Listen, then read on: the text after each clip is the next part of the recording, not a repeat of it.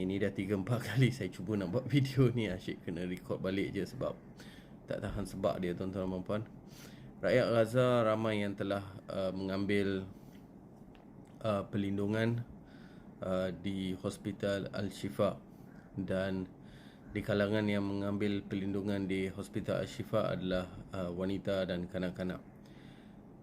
Israel telah mengepung Hospital Al-Shifa dan mereka sudah mula menyerang Hospital Al-Shifa, dan laporan-laporan yang kini keluar adalah wanita-wanita yang mereka tawan, mereka rogol, mereka perkosa di hadapan kanak-kanak, di hadapan ahli keluarga mereka.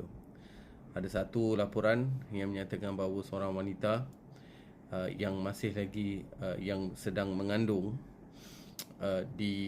diarahkan untuk membuka baju dan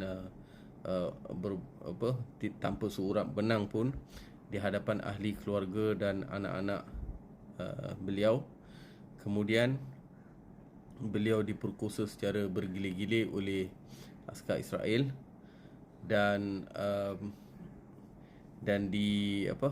sekiranya lelaki yang berada dalam grup tersebut menutup mata dan tidak melihat apa yang mereka lakukan itu, lelaki tersebut akan dibunuh.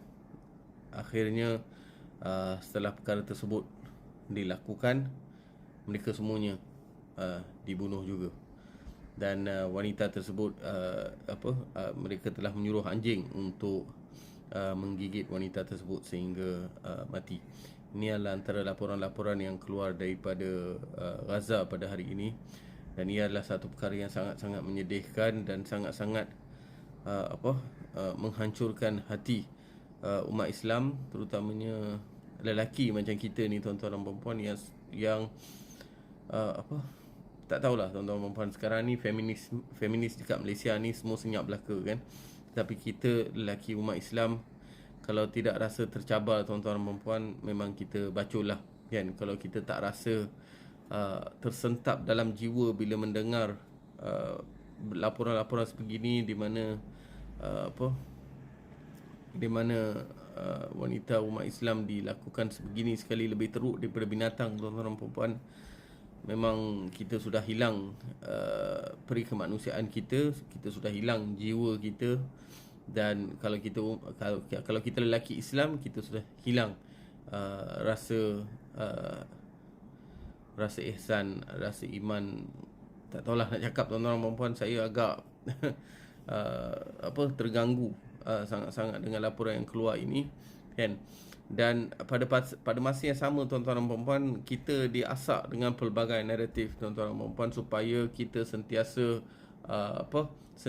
dalam keadaan keliru.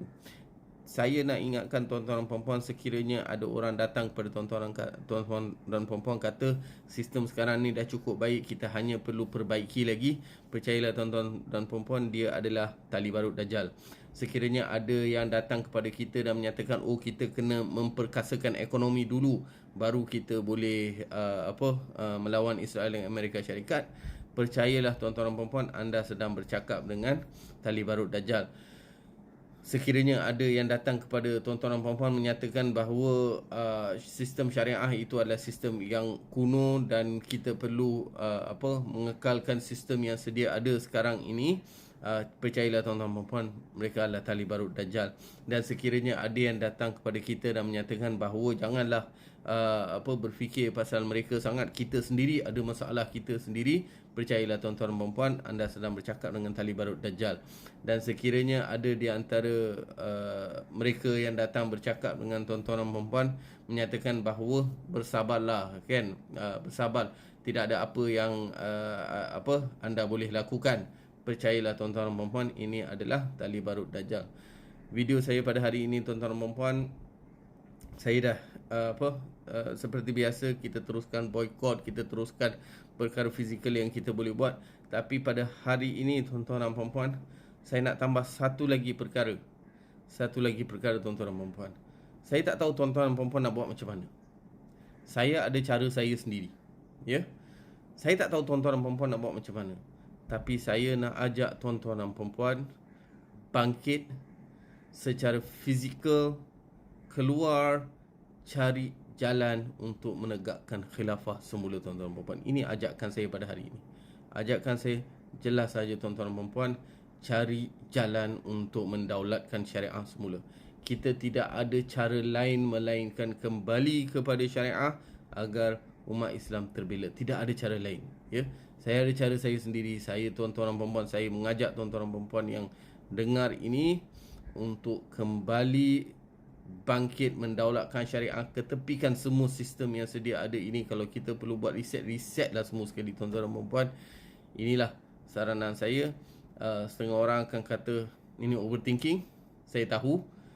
Setengah orang akan kata ini brash, tak berfikiran panjang dan sebagainya. Maka saya sedar bahawa saya sedang bercakap dengan tali barut Dajjal. Maka rumusannya, tuan-tuan dan puan-puan, 3 perkara. Yang pertama sekali, doa. Jangan putus doa. Ibadat kita, solat kita, pastikan sentiasa kita rujuk kepada Allah SWT supaya memberikan kemenangan kepada umat Islam. Yang kedua, tuan-tuan dan puan-puan, adalah boykot. Teruskan boykot masa bulan puasa ini dan ketika hari raya, tuan-tuan dan puan-puan. Teruskan boykot. Jangan tak boykot, tuan-tuan dan puan-puan. Jangan leka dan jangan kita kembali terpengaruh dengan tali barut Dajjal. Yang ketiga, tuan-tuan dan puan-puan, ini yang paling penting sekali. Saya seru kepada semua sekali, tuan-tuan dan puan-puan, carilah jalan, carilah tempat, carilah satu pentas perjuangan, tuan-tuan dan puan-puan, untuk memastikan syariat didaulatkan semula, insya-Allah.